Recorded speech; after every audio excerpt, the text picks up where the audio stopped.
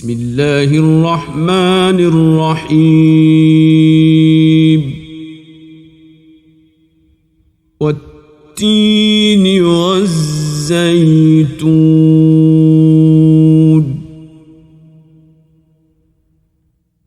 وطور سينين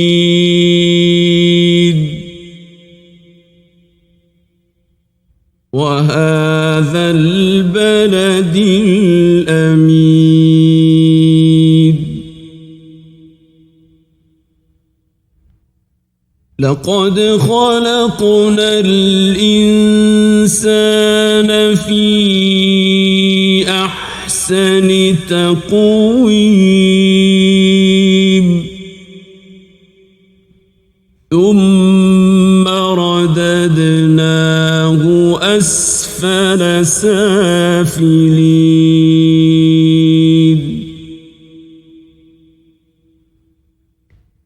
إلا الذين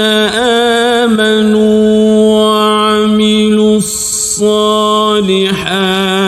فلهم أجر غير ممنون فما يكذبك بعد بالدين